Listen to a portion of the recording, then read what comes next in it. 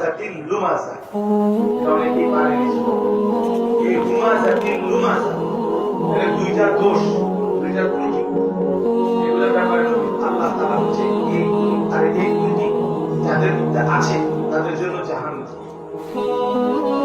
তাদের জন্য কি জাহান্নাম আগুন। আর এই দুইটাই একটা হলো কারো সামনে হুকুম তার নিন্দা করা, আরেকটা হলো কারো পশ্চাতে। এই দুইটা অর্থাৎ যে কাউকে সামনাসামনি লজ্জা দেয়, মন্দ বলে, সেও জাহান্নামী, পশ্চাতে যে গীবত করে সেও জাহান্নামী। তাহলে সবার মানে এই জাহান্নামের কারণে কি সবার সামনে বলুন তার পেছন থেকে বলুন সবটাই সবার। এই জন্য অনেক হাদিস আছে অনেক, যেখানে রাসূলুল্লাহ সাল্লাল্লাহু আলাইহি ওয়াসাল্লাম জবানের হেফাজতের কথা বলেছেন। কোরআনুল কারীমের মধ্যে আছে আল্লাহ তাআলা বলেন মা ইয়ালফিযু মিন কাওলিন ইল্লা লাদাইহি রাকিবুন। প্রত্যেকটি মানুষ তার মুখ দিয়ে জবান দিয়ে যা কিছু উচ্চারণ করে আল্লাহ বলেন আমার সার্বক্ষণিক তৎপর সজাগ ফেরেশতা 24 ঘন্টা তা আলাদা দেখে রাখে।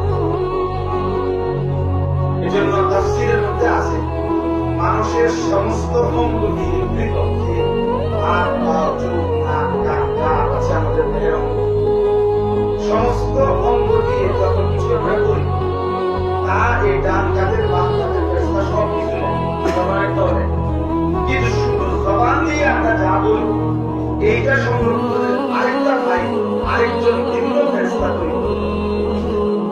এটা মধ্যে শুধু হলেও কথা কিভাবে যা বলছি। এই জন্য মানুষ তার জবানের কথা হিসাব দুই জায়গায়, এক হলো ওই ডান কাঁধে বাম কাঁধে ফেরেশতা যে ফাইলের মধ্যে সবকিছুর লগে এটার হিসাব আছে, আরেকটা হলো শুধু জবানের ফাইল একটা কি আলাদা বেহুদা কথা, অপ্রয়োজনীয় কথাগুলো যা বলছি এটাই আয়াতের আলাদা। কি পরিমাণ বেহুদা কথা আমরা হাসতে হাসতে রসিকতা করে দুষ্টুমি করে এমনিতে অনেক মানুষ হাসতে হাসতে গালি দেয়।